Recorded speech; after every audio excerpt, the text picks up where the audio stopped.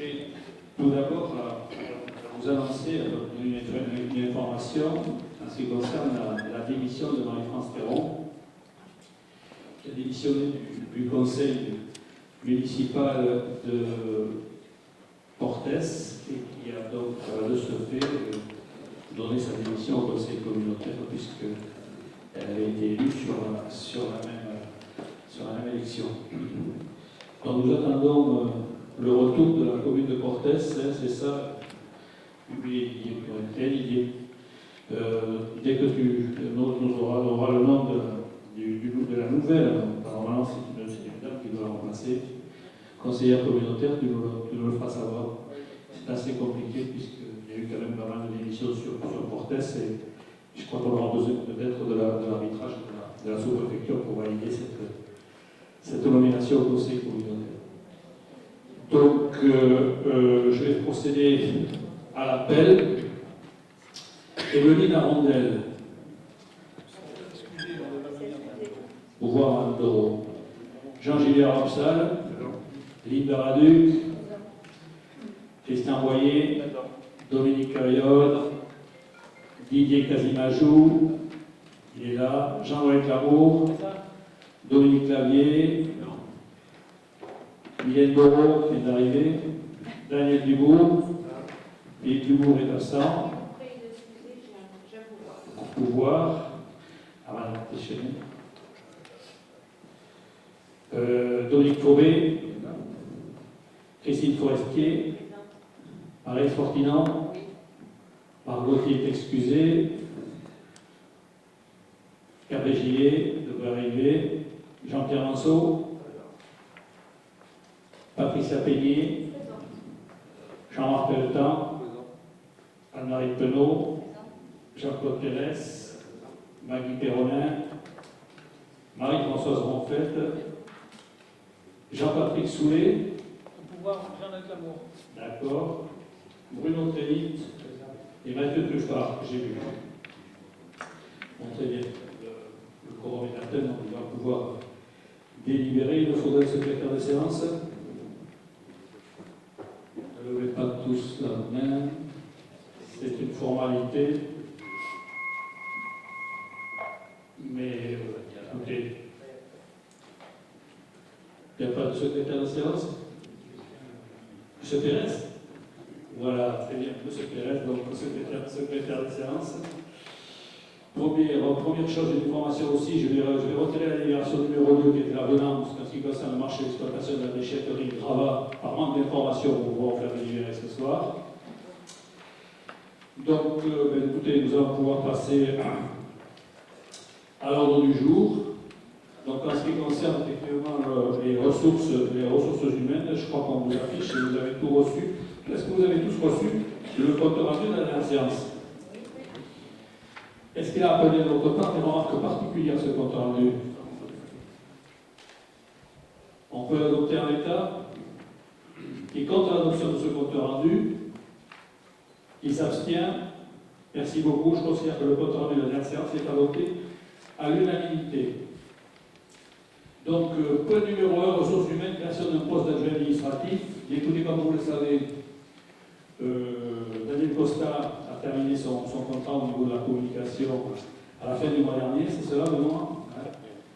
Et Gérard Coma est monté, il était sur le réseau de la lecture publique et il est monté à la place de Daniel Costa par rapport à son expérience au niveau de la communication. Nous avions quelqu'un effectivement sur la place et qui nous permettait d'être réactif immédiatement.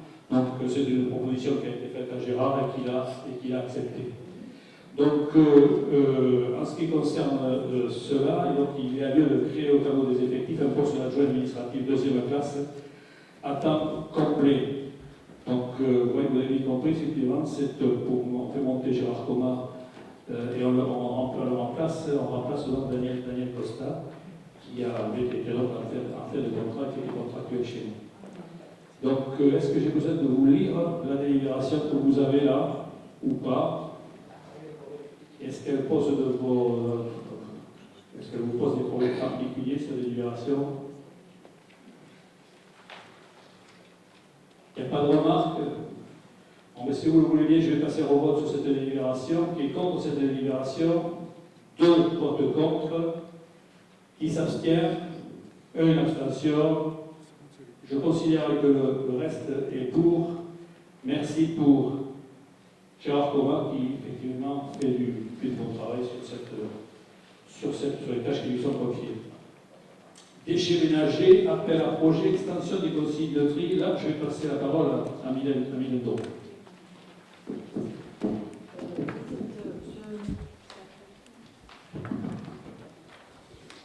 Cet appel à projet d'extension des consignes de tri, c'est pour élargir tout ce qui est tri du plastique. Nous pourrons, avec cet appel à projet, si nous sommes retenus, il faut donc pour ça déposer un dossier de candidature en partenariat avec l'ADEME. Et ensuite, si le dossier est retenu, le centre de tri de la COVED peut se développer et proposer le matériel pour cette extension de tri, nous pourrons passer tout ce qui est polyamide, barquettes plastiques, les films plastiques, tous les emballages qui entourent les journaux, voilà, donc ce qui nous posera beaucoup moins de problèmes. Pour ça, nous avons un dossier qui est assez complexe à remplir, qui doit être complété et établi pour le 31 mai, donc d'ici peu. Voilà. Donc voilà, donc il est déjà bien entamé et il faut le déposer. Et si nous avons la chance d'être retenus, nous pourrons passer dès l'année prochaine à ces consignes de tri élargies. Je crois que... Oui, il faut être nombreux avec la COVED. Nous ne sommes pas les seuls à candidater. Toutes les personnes qui travaillent avec la COVED vont déposer aussi ce même dossier. Il faut que l'on soit un maximum de personnes de façon à pouvoir être retenu et que notre dossier soit recevable. Donc, ce n'est pas que la CDC, ce sont toutes les collectivités qui travaillent avec la COVED. Donc, vous avez compris, il s'agit d'élargir quelque part dans les produits que nous pourrons mettre dans la poubelle verte, et je crois que c'est une bonne chose que le centre de tri puisse s'adapter pour pouvoir effectivement accueillir ces nouveaux objets recyclables. Plus particulièrement tous les fils plastiques qui emballent les produits, y compris les emballages d'eau, mais aussi vous avez vu les pots de yaourt, tout ce qui considère, tous les petits emballages, les barquettes plastiques. On parle aussi au niveau des portages des repas, qui sont quand même assez pourvoyeurs d'ordures ménagères. Toutes les barquettes vont pouvoir passer dans la poubelle verte, pas tout de suite, mais elles vont pouvoir passer dans la poubelle verte. Et ça c'est intéressant. Et vous avez également tout ce qui est les barquettes de viande. Lorsque vous avez des barquettes de polystyrène, vous allez pouvoir les mettre, elles seront triées. Donc là, je crois que c'est une amélioration du service. Et si on peut l'obtenir, s'il y a suffisamment de communautés qui candidatent, le centre, on sera retenu et la COVED pourra adapter son centre de tri qui est sur place, c'est-à-dire qui est à Illas. Donc voilà. D'autres choses à rajouter? Est-ce qu'il y a des remarques particulières là-dessus? Oui. J'espère qu'on y arrivera, pour la simple et bonne raison, c'est que ça permettra au tri sélectif de prendre une autre mesure de ce qu'elle a aujourd'hui. Les gens prendront vraiment conscience qu'ils n'ont plus à jeter pour payer, puisque ça passera dans le bac vert. Donc, j'espère que c'est comme ça aussi qu'on l'expliquera, parce que c'est ça qui leur fait le plus peur. C'est pour ça qu'on se retrouve, ne serait-ce qu'à l'autoroute, quand on a discuté avec ça, on se retrouve avec des gens qui viennent apporter leur poubelle là, pour ne pas d'avoir payé. Mais c'est vrai que si ces parties-là sont collectées dans les conteneurs verts, je pense que là, on aura gagné. C'est vrai. Deux points. On vient de faire des caractérisations au niveau du centre de tri de la COVED, il y a de l'amélioration. La dernière caractérisation, sans me tromper, il semblerait qu'on ait 11% de refus. C'est déjà une bonne chose par rapport à ce qu'on a eu, à ce qu'on a connu, qu'on était monté jusqu'à 24-25. Ça, c'est très, très, très important. Il y a besoin de communiquer aussi sur le poids, parce que le poids, il ne faut pas que ce soit non plus quelque part quelque chose d'obsession. Parce que, on va citer un exemple simple, c'est 24 centimes le kilo. Donc si vous mettez 100 kilos de plus par an dans les poubelles, c'est que 2 euros de plus par an. Ça, il faut le retenir. 24 euros dans l'année, c'est que 2 euros de plus par an. Donc, Les gens font des fois des kilomètres pour aller porter la poubelle beaucoup plus loin, ils passent beaucoup plus de fuel que le fait que. Voilà. Après, bon. Donc il y avait ces deux réflexions. La réflexion disant qu'on va effectivement amener, je crois, et inciter les gens, et ça va être beaucoup plus intéressant peut-être pour eux de pouvoir trier le maximum. Et c'est là qu'on va se rendre compte que le tri sélectif est une bonne chose.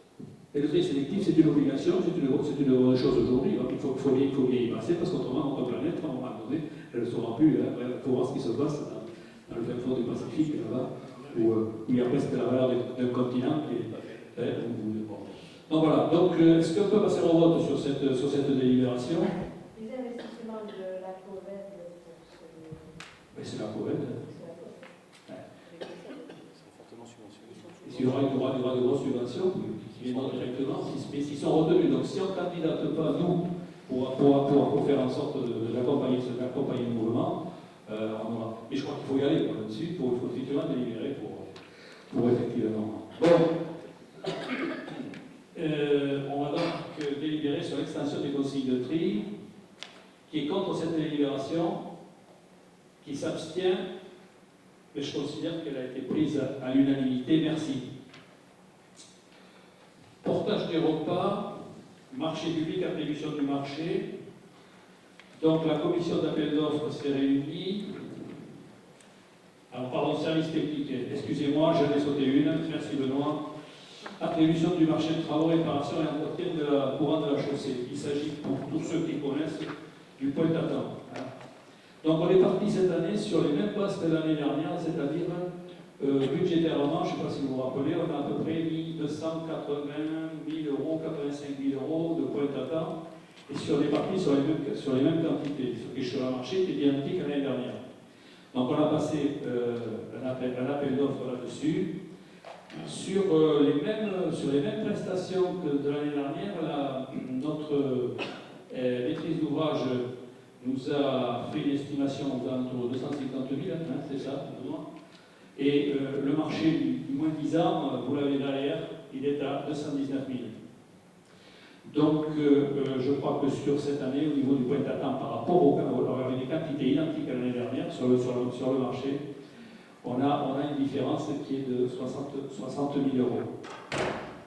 Donc voilà, donc la proposition que je vous fais ce soir, c'est de retenir la société FHTP Atlantic Route qui se sont associés dans ce marché pour pouvoir commencer, je ne sais pas quand est-ce qu'ils vont commencer, le Pointe-à-Temps le plus rapidement dès que c'est signé, en fonction effectivement de vos remontées au niveau des communes. Donc voilà, est-ce qu'il y a des remarques particulières sur cette délibération? Qui est contre cette délibération? Qui s'abstient? Merci beaucoup. Cette délibération est adoptée à l'unanimité.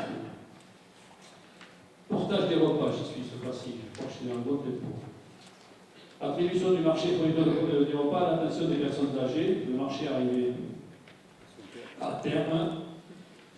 Et la commission d'appel d'offres nous propose de retenir Ensemble SRA Aquitaine pour un montant estimatif du marché de 153 000 euros, le prix du repas étant facturé à la communauté de communes à 4,25 €.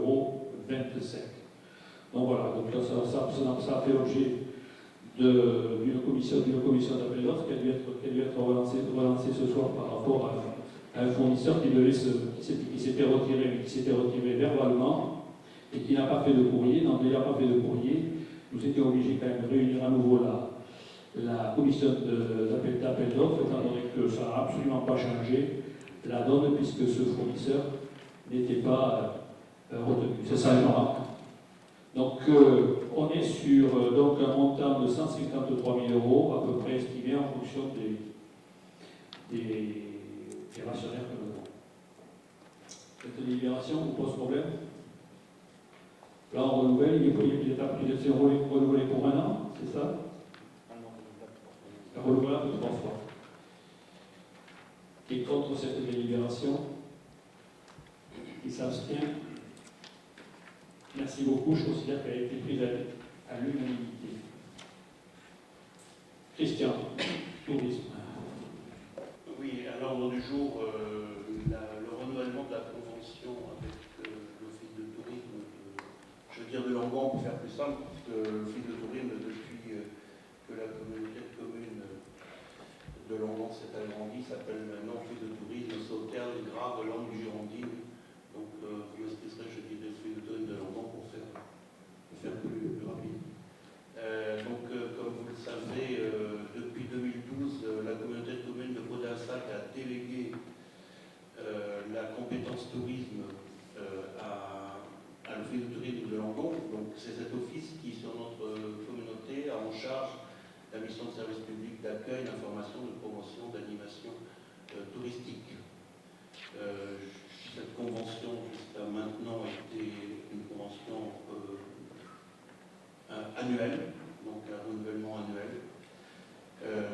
La convention qui est proposée aujourd'hui est à 3 détails près la même que celle qui régissait nos relations depuis 2012, mais ce sont quand même des détails d'importance. Les modifications les plus importantes sont dans l'article 3. Donc au niveau financement, la CDC de Podensac verse 60 000 € par an, donc depuis 2012 pour cette délégation, pour l'Office du tourisme. Simplement, la nouveauté, c'est qu'il est demandé par l'hôtel de Langon de récupérer la taxe de séjour qui est collectée sur la CDC. Leur demande est tout à fait fondée, puisque la taxe de séjour est une taxe dédiée, c'est-à-dire qu'elle ne peut être utilisée qu'à des fins touristiques. Elle ne peut pas être utilisée à d'autres effets. Donc c'est quelque chose que nous avons négocié, on en parlera peut-être tout à l'heure.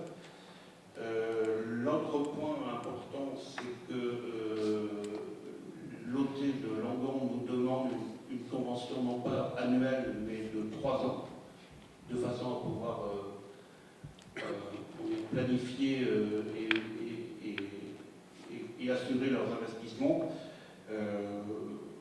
Sur le principe, oui, nous avons répondu oui, avec un article qui nous permet cependant, dans l'évolution des choses, parce que sur 3 ans, on ne sait pas comment ça peut évoluer, de pouvoir dénoncer la convention avec un préavis de 6 mois. Donc certes, on est sous une convention, mais on n'est pas complètement coincé. D'autre part, nous avons demandé que chaque année soit établi, ce qui n'était pas forcément le cas dans les années précédentes, un programme d'action de façon à ce que l'on puisse, entre la CDC et l'OT, définir les actions que nous souhaitions mener ensemble pour l'année en cours, avec un budget prévisionnel. Et ces éléments-là, qui seront nécessaires, nous avons demandé à ce qu'ils nous soient fournis pour que l'on puisse voter toute demande de subvention ou d'allotement à l'Office de tourisme de Langon. Voilà, pour ce qui concerne la convention, je pense que voilà les éléments les plus importants.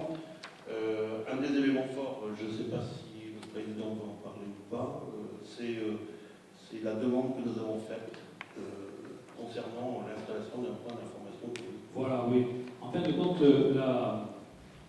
toutes les communautés de communes reversent intégralement les taxes de séjour, sauf les fameux 10% qui sont récoltés pour le département. Et c'est vrai que ces fonds doivent sont dédiés, doivent être affectés à des investissements touristiques. Donc notre interrogation et notre souhait a été quelque part exaucé, de savoir, étant donné que l'office de tourisme de Portes n'existe plus, a été fermé, de voir si on ne pouvait pas positionner effectivement une antenne sur la maison des Graves de Podensac, de telle manière à avoir une information tout à fait pertinente. Et c'est quelque chose qui est en train de se mettre en place. Et nous souhaitons que ce soit mis en place le plus rapidement pour que les gens qui viennent visiter notre belle région dans les mois qui viennent puissent profiter de cette antenne. C'est cela, hein. Absolument, président. En fait, il s'agirait de retrouver à la maison des Vins de Graves, sous l'appellation Office de tourisme ou information touristique, l'ensemble des services que l'on trouve à Langon. L'Office de tourisme est d'accord pour déléguer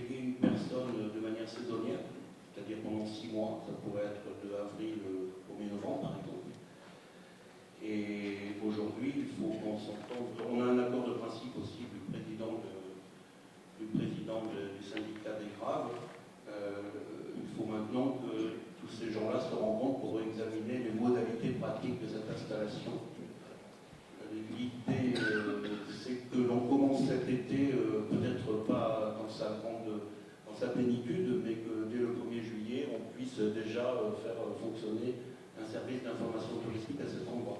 Je vous rappelle que la Maison des Graves est certainement le lieu qui reçoit le plus de touristes dans notre CDC, et peut-être même dans le Sud-Gironde, il doit être très bien placé, puisque les statistiques montrent que l'an dernier, 8500 personnes sont en contact. 8500 contacts à la Maison des Graves, et c'est en progression de 5 à 10% chaque année sur les 3 années de statistiques qu'ils nous ont fournies. Donc on est vraiment dans un lieu très intéressant pour faire la promotion touristique de notre territoire. 8500 contacts, dont un pic quand même dans les 6 mois entre le mois de mai et le mois d'octobre, où on retrouve pas loin de 6 000 contacts.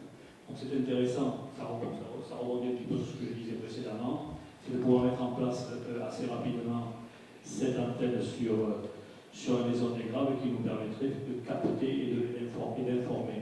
Alors là, en ce qui concerne la taxe de séjour, bon, c'est d'un an, bon an, mal an, c'est à peu près 4 500, 5 000 euros suivant les années.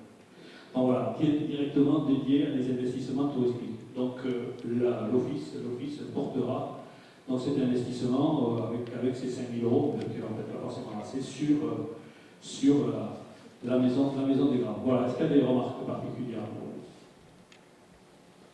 Il n'y a pas de remarques? Vous avez eu toutes les explications que vous vouliez.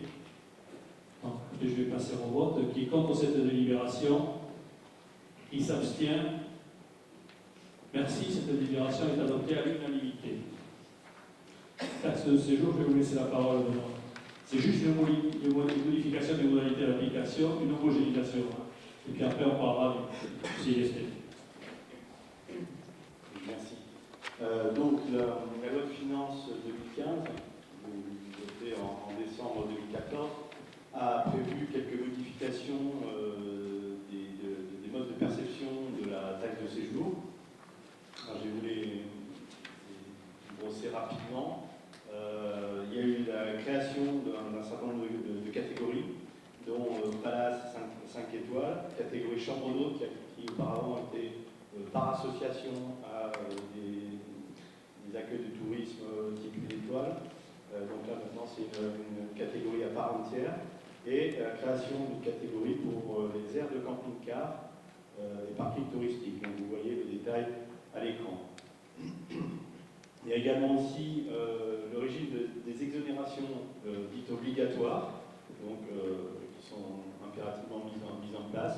Les mineurs, les titulaires d'un contrat de travail saisonnier, les personnes bénéficiant d'un hébergement d'urgence et les personnes qui occupent des logements touristiques d'un montant inférieur qui est déterminé par la collectivité.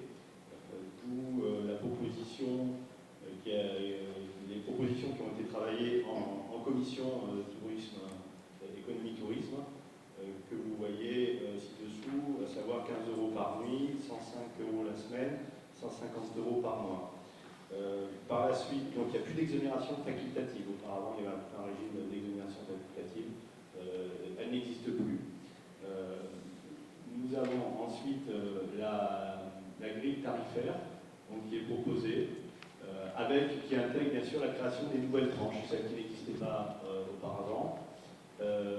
Et par rapport à la grille précédente, il y a eu effectivement une harmonisation par rapport aux tarifs qui sont pratiqués avec le territoire Sud-Gironde, qui est sur le territoire de l'Office de tourisme. Nous avons harmonisé nos tarifs entre le Sud-Gironde et la CDC de Podensac pour avoir donc, les mêmes montants de taxes de séjour, ce qui semblait effectivement tout à fait logique. Donc, si vous voulez, je vous les détaille, vous les voyez à l'écran, c'est décliné de façon très explicite. Donc voilà, donc je vous propose cette délibération. Qui contre cette délibération, qui s'abstient, merci beaucoup, adopté à l'unanimité. Jean-Noël Clamont va nous parler de la convention avec l'association familiale. L'association des familles laïques, ça fait depuis 4 ans qu'on renouvelle la convention, 2011, 2012, 2013, 2014. On signe une convention et on offre une subvention, enfin une subvention de 500 €. Pour cela, bon, moi je demande à chaque année des résultats, bien sûr. Hein. Je ne suis pas de dire on accepte, puis pour avoir des résultats au bout. Les résultats, je peux vous les dire, on a fait un résultat détaillé par commune. Moi, je ne vais pas vous dire pour toutes les communes, mais je vais vous faire la globalité. Pour l'accès au droit, nous en avons en 2011 15 demandes d'accès au droit, en 2012 29, en 2013 52 et en 2014 52. Vous voyez qu'il y a une progression et un besoin. Pour les dossiers Banque de France, nous avons donc en 2011 30, 33 et 26 et 2014 28. Toujours pareil, c'est une progression assez sensible. Et nous avons aussi donc un suivi N-1, c'est-à-dire les dossiers en cours. Les dossiers en cours, il y en a actuellement depuis 2012 22, 2013 à 25 et 2014 32. Ce sont des dossiers qui ne sont pas arrivés à terme. Je pense qu'il est bon de renouveler, donc c'est un besoin qu'on a sur le canton et cette association rend service. Et je pense qu'on peut signer la convention et qu'on peut leur apporter une aide de 700 €, qui est modique, mais enfin, nous participons au cours commun de l'ensemble du canton. Si vous voulez que je lise la convention, si vous voulez que je lise la délibération, Bon, je pense qu'elle a été transmise, et que s'il y a des gens qui veulent réagir par rapport à cette délibération. Moi, la question que je me pose, tout simplement, c'est que ça fait plusieurs années qu'on est à 500 €. C'est vrai que c'est une remarque qui a été faite en bureau, et je vois quand même que les dossiers, il y en a de plus en plus. Bon, je me demande si la commission pour l'année prochaine ne devrait pas peut-être étudier de revaloriser un petit peu ce montant qui, par rapport à une association qui fait quand même un travail assez remarquable. Voilà. Donc on détient 500 €, monsieur le vice-président, là, on fait une proposition un peu plus haute, on remonte à 600. Moi je suis favorable, je ne vais pas mettre les bâtons, même 600, je suis favorable. Si l'Assemblée est favorable. Et puis on réévaluera ça pour l'année prochaine, mais moi je pense qu'on pourrait peut-être monter un peu. 6 ou 700. Non, 600 €. 600, soyons pas chers, 600. 700 € on va faire comme aux enchères. Bon, je pense qu'il va faire entre 500 et 700 €. Ils sont passés de 28. Hein? 600 on est raisonnable. 600 on est raisonnable, monsieur le vice-président. Ça sera votre année. Allez, on y va pour 600 €. Ce serait quand même bien de leur donner un petit coup de pouce. Donc voilà, compte tenu de ce qui a été dit, donc on passe la subvention à 600 € au lieu de 500 à la délibération proposée. Je vous propose de passer au vote. Qui est contre cette délibération? Qui s'abstient? Merci pour eux. Et monsieur Bourdier, il y a une autre délibération qui concerne l'économie et un partenariat avec la CCI de Bordeaux. Oui. Il y a quelques temps, j'ai demandé à la CCI de Bordeaux de nous aider à mettre en place notre programme d'action économique. C'est vrai que nous partons de peu de choses et aujourd'hui, il faut qu'on essaie de s'associer à différents partenaires pour nous aider à développer notre économie.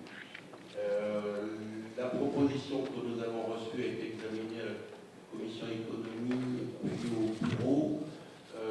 Je voudrais, si monsieur le président veut bien nous faire passer en 4 ou 5 transparents, vous la synthétiser.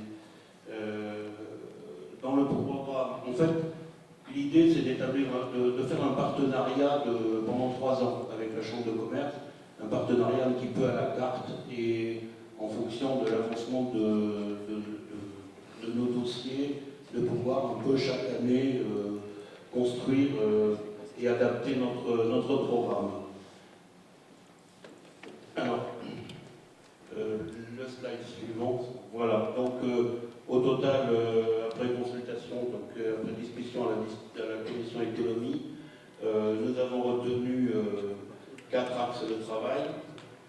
2 paraissant pouvoir être menés au cours de cette année, en 2015. Un étalé sur 3 ans qui est un programme d'action pour dynamiser les centres des communes qui le souhaitent. Et enfin, et ça j'y tiens beaucoup, la mise en place d'une sorte de tableau de bord. Je crois que c'est important que l'on puisse savoir comment chaque année on évolue, combien il y a d'établissements qui se créent, combien il y en a qui disparaissent, quelle est, je dirais, la santé de notre économie. Et en même temps, je peux considérer que ce tableau de bord, c'est aussi un tableau de bord, je dirais, qui permet aussi de suivre les résultats de notre action, puisque, je dirais, c'est bien d'agir, mais c'est bien aussi que derrière le développement économique se fasse. Alors le premier point, c'est un des points qui est pour nous le plus urgent, vous le connaissez tous, c'est de relancer, de repartir sur la promotion de la zone de Koudan, repartir un petit peu à la base, parce que je crois qu'il ne s'y passe plus grand-chose. Donc demander à la CCI à la fois de nous donner des pistes sur notre potentiel économique, nous donner des pistes sur les forces et les faiblesses de cette zone. On en connaît certaines, mais ce serait bien qu'un œil extérieur nous les formalise. Ça, c'est le premier point. Deuxième point, qui nous aide à construire un plan de promotion de cette zone, c'est-à-dire la réalisation de documents, de supports de promotion, de cibler quelles sont les entreprises qui pourraient nous intéresser, qui pourraient être intéressées, et les contacter. Et puis aussi une action en faveur des créateurs d'entreprises, c'est-à-dire notamment dans les stages de formation des créateurs, des jeunes entrepreneurs qui se font à Bordeaux, faire la promotion de cette zone. Et enfin, une communication sur les sites internet spécialisés dans l'immobilier d'entreprise pour que cette zone fasse l'objet de fiches identifiées. Ça, c'est le premier point. Deuxième point du programme, il se trouve que la Chambre de commerce réalise tous les 5 ans une enquête ménage sur l'ensemble des départements de la Gironde pour savoir comment les habitants se comportent au niveau de leur consommation. Ils en ont fait une en 2010, donc sur l'ensemble des départements, et ils en feront une actuellement, cet été. Elle est programmée. Donc c'est une enquête très, très importante qui touche près de 10 000 ménages, et je crois que sur notre CDC, ça va concerner avec 500 ménages. Et donc l'objet, c'est que l'on fasse une analyse particulière des comportements d'achat de ces consommateurs, et avec une comparaison entre 2010 et 2015. On a vu qu'on a un appareil commercial qui a évolué. Quelles sont aujourd'hui, quelle est notre capacité à retenir les gens sur la zone? Est-ce qu'il y a beaucoup d'évasion commerciale? Est-ce qu'on pourrait, avec certains commerces, mieux retenir les gens sur le territoire? C'est tous les enjeux de ce type d'enquête. Et je pense qu'elle devrait nous fournir réflexion à l'automne. Le troisième axe, c'est ce que l'on pourrait appeler un axe à la carte. C'est-à-dire, en fait, il est proposé aux communes qui sont intéressées et qui ont un certain potentiel commercial de se repencher sur les critères de commercialité de leur centre, de permettre à la Chambre de commerce d'analyser les facteurs de commercialité, analyser la santé de leur équipement commercial, essayer de définir le marché de la commune, et à partir de là de définir quels sont les équipements qui pourraient s'installer. Et puis aussi, parce qu'on a beaucoup dans nos communes des locaux commerciaux vacants, d'analyser chaque local pour voir dans quelle mesure ces locaux pourraient être disponibles et dans quelles conditions. Ça, c'est une action communale, c'est-à-dire la CDC dans cette affaire ne fait que soutenir l'action. On a programmé dans une approche prévisionnelle, on a programmé que 3 communes pourraient éventuellement s'intéresser dans les 3 années qui viennent. S'il y en a que 2, il y en a que 2. S'il y en a 4 ou 5, il y en a 4 ou 5. On travaillera à la carte. Je pense que dans la démarche, c'est le président de la CDC qui demandera aux communes si elles sont intéressées ou pas et à quelle échéance. Et puis, ceux qui sont intéressés seront par définition prises. Hein. C'est pas un concours. Hein. Dernier point, c'est donc le fameux tableau de bord. Donc, il s'agirait chaque année de construire et de présenter un tableau de bord de la santé économique de notre communauté, avec voilà, on a appelé observatoire économique. En fait, c'est chaque année faire un petit rapport sur la situation économique de notre communauté, les évolutions sociodémographiques, parce que c'est important, tout ce qui concerne l'économie d'emploi, l'évolution du nombre de demandeurs d'emploi, par exemple, les créations d'établissements, les cessations, le taux de survie des entreprises, etc. Hein, l'évolution de l'offre commerciale et l'évolution de l'offre touristique, recensement des chambres d'hôtes, hôtels et autres éléments. Il serait même intéressant, mais là, pour l'instant, on ne connaît pas bien les critères qu'on pourrait utiliser, d'analyser aussi la fréquentation touristique pour savoir si le nombre de touristes qui fréquentent notre communauté et comment il évolue. Voilà le programme qui a été retenu pour l'instant. On a fait derrière une simulation budgétaire que vous avez là, répartie sur 3 ans. Donc l'action POUDAN a été chiffrée par la CCI à 3 500 €. L'analyse des comportements d'achat, donc ça c'est une extraction de l'enquête qui mène, donc elle coûte 5 500 €. Ensuite, pour chaque commune qui souhaitera se lancer dans une réflexion et un programme sur la réhabilitation de leur centre, le budget est de 3 700 €, qui est financé à 50% par la CCI et à 25% par la CDC dans le montage que nous proposons, et resterait à la charge de la commune concernée 925 €. Et enfin, le tableau de bord. Le tableau de bord, c'est une charge annuelle de 1 373 € pris en charge conjointement par la CCI et la CDC. Donc on est sur un budget global qui est théorique, puisqu'en fait il dépend des engagements des uns et des autres. Un budget global théorique sur 3 ans de 20 219 €, avec un apport de la CDC de Podinstac de 9 326 répartis sur 3 ans. Voilà à peu près ce que je voulais dire sur ce programme. Juste vous notez une petite différence avec ce qui est proposé dans la délibération. La seule différence, c'est que dans la délibération, il est mentionné qu'une seule, le prix pour une commune pour la phase de redynamisation des centres-bourgs, alors dans la simulation là, il y en a 3. Mais sinon, si vous reprenez tous les autres chiffres, c'est le seul point qui est variable et qui varie. Tous les autres vous les retrouvez à l'identique. Et dans le document qui a été remis, vous avez l'observatoire est budgété complètement sur une année, alors que là, il est éclaté sur 3 ans, mais c'est les mêmes chiffres. Très bien. Très bien, merci. Est-ce qu'il y a des remarques sur cette délibération à prendre? Je crois qu'il faut surtout mettre le paquet sur la zone de la terrasse, et c'est quelque chose qui était quand même demandé.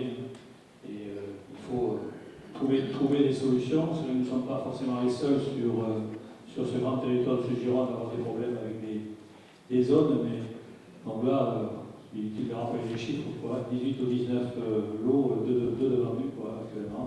Donc, voilà. Est-ce que je peux passer au vote sur cette délibération? Et contre cette délibération? Qui s'abstient?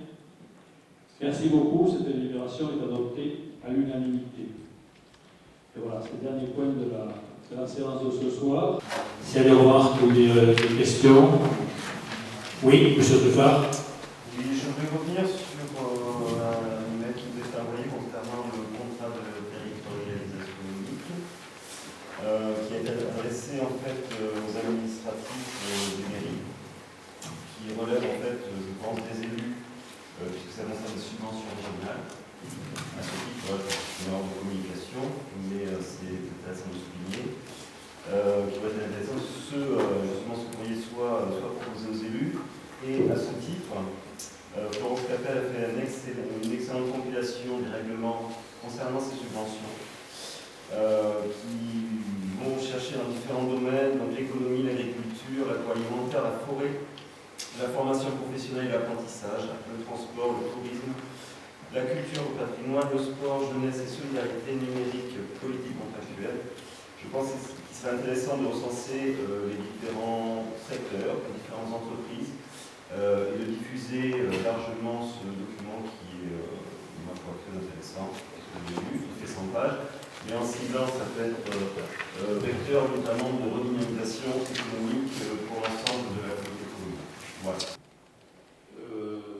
L'ensemble des propositions qui ont été faites, je dirais relativement nombreuses, ont été collectées, transmises à Madame Capel, qui les a analysées, qui en a retenu certaines, pas d'autres, en fonction des critères de la région.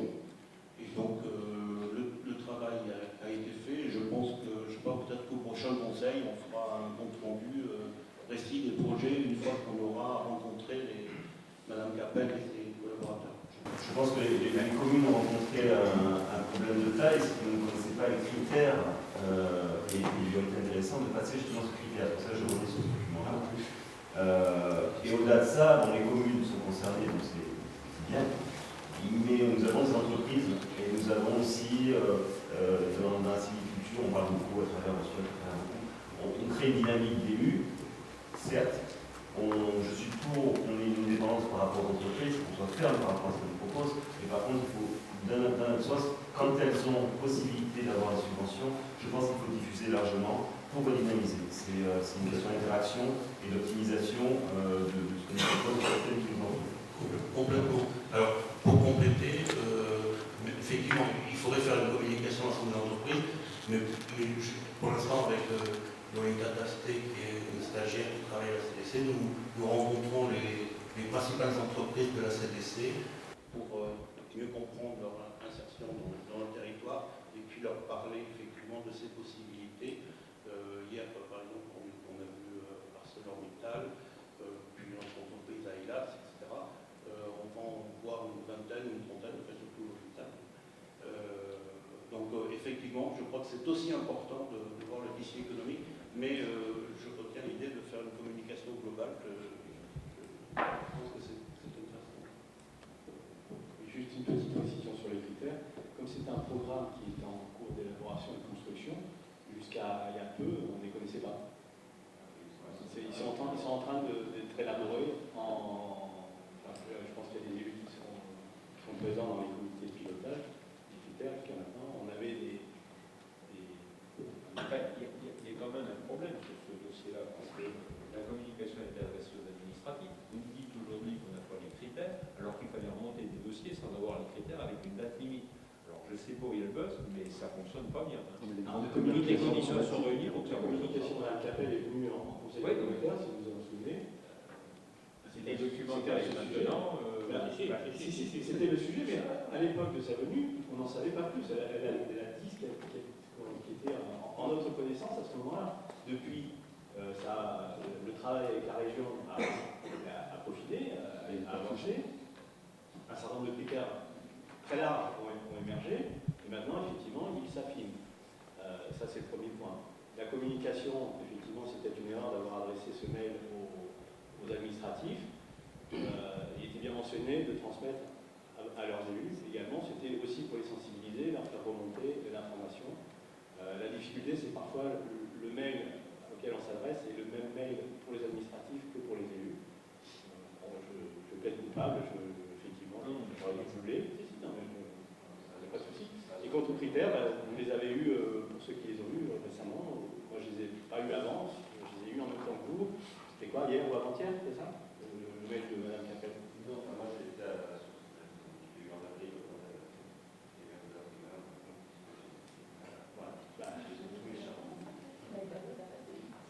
Voilà, le boulot qu'on peut y faire. Elle m'a demandé, elle nous donne de finir son document, donc elle m'a demandé d'attendre que je fasse transmis. Monsieur Géliot, vous terminez. Oui, ce que je veux simplement rappeler, c'est que dans la construction de la réponse aux appels à projets au niveau de la région et puis du programme LEADER. Il faut se remettre en perspective l'échéancier de calendrier effectivement de travail, de constitution, donc, qui a permis d'ailleurs aux deux pays de faire une réponse commune pour pouvoir rentrer ensuite dans le calendrier du Conseil régional, ce qui explique également un tempo et un timing qui étaient aussi un peu particuliers. Donc ça, il faut vraiment l'avoir en tête. Hein. Il y a eu des communications par rapport à ça. Et ensuite, les thématiques et les éléments aujourd'hui de critères qui apparaissent, les thématiques d'abord, il a fallu les arrêter, il a fallu les négocier ensuite avec le Conseil régional, et au niveau des indicateurs, donc, ils sont ce qu'ils sont aujourd'hui. Mais les projets qui remontent aujourd'hui ne sont pas non plus définitivement figés. Il y aura des possibilités, que ce soit sur le privé ou que ce soit sur le public, dans le temps de pouvoir faire émerger et proposer aussi d'autres projets. Donc il faut aussi l'avoir en tête. Hein. On est sur une démarche qui est en train de se construire et de s'étayer petit à petit. Donc elle reste encore ouverte. Voilà. Le jeu, il n'est pas fermé aujourd'hui, il est encore ouvert.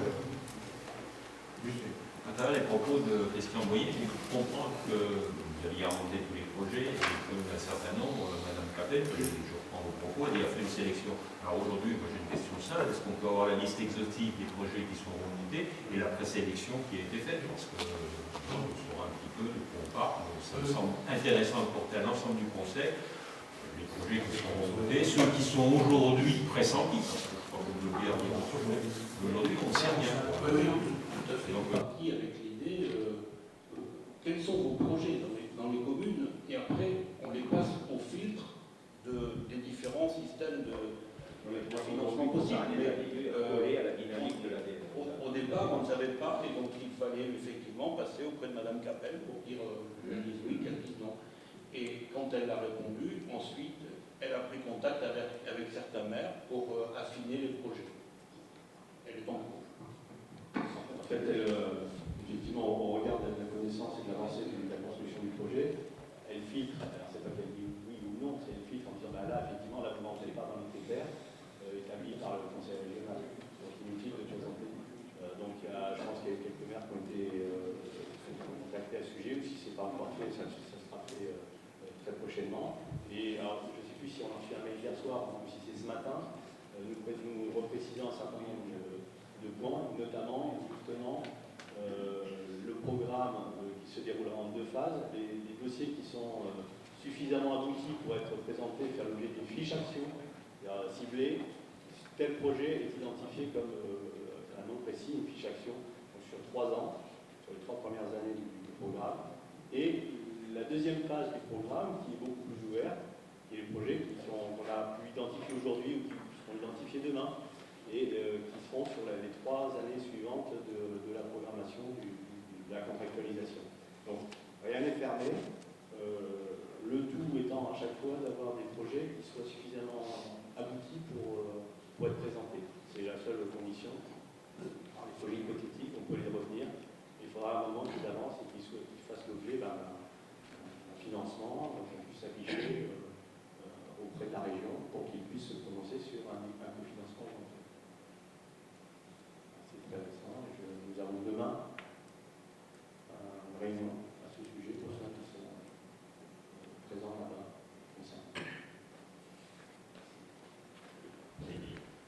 Monsieur Manceau, vous voulez prendre la parole peut-être? Oui, pour 2 choses. Alors la première, c'est que lors du dernier conseil communautaire, où Monsieur le Président avait rallié l'ancienne direction de la communauté de communes, et Monsieur Gillet, ici présent, lui, il a parlé de l'héritage.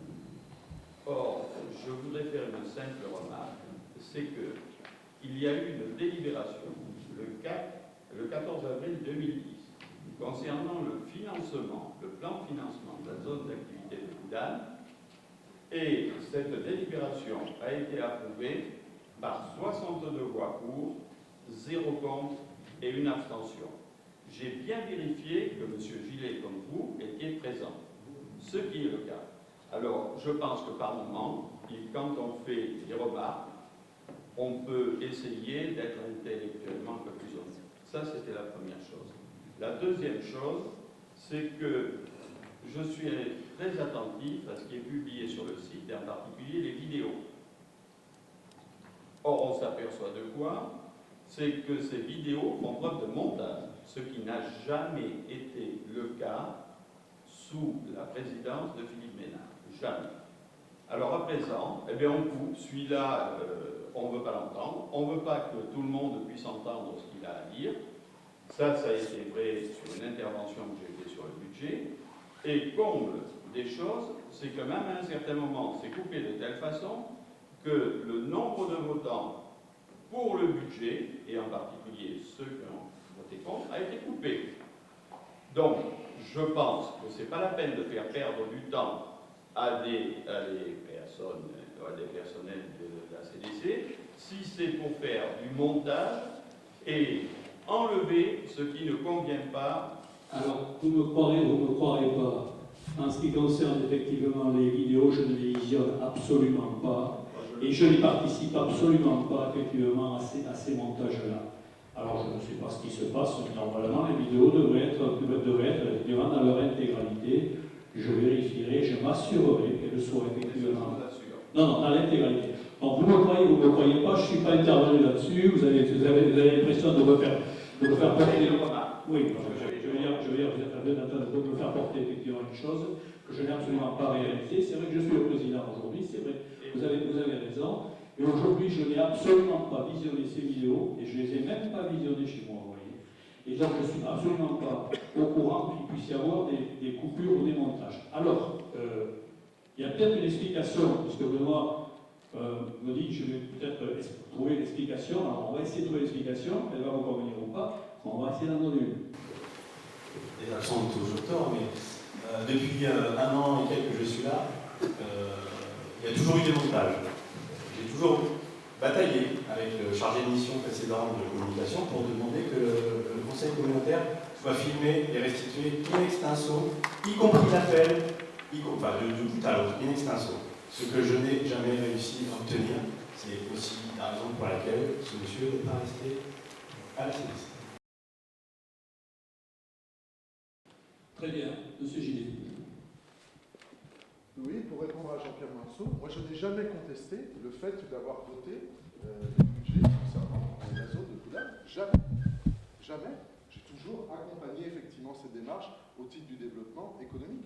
Ce que j'ai contesté et que je conteste, c'est que systématiquement et régulièrement, concernant cette zone, on nous a indiqué, et le précédent président nous a indiqué, qu'effectivement il y avait des négociations en cours et des ventes en cours. Dès l'inauguration de cette zone, on nous adressait, on nous disait déjà qu'il y avait des négociations en cours. Je suis revenu plusieurs fois sur ce sujet-là pour savoir où nous en étions des négociations qui étaient en cours, des promesses de vente qui étaient en cours. On nous indiquait même des promesses de vente. Des promesses de vente. Tu pourras rechercher sur les comptes rendus, je suis régulièrement intervenu sur ce sujet-là. Or, de questionnement en questionnement et d'année en année, les promesses, en fait, se sont complètement évaporées. Alors qu'au discours inaugural, il y avait quasiment des signatures qui étaient certaines au niveau des ventes de terrain. Et oui, moi je m'en souviens.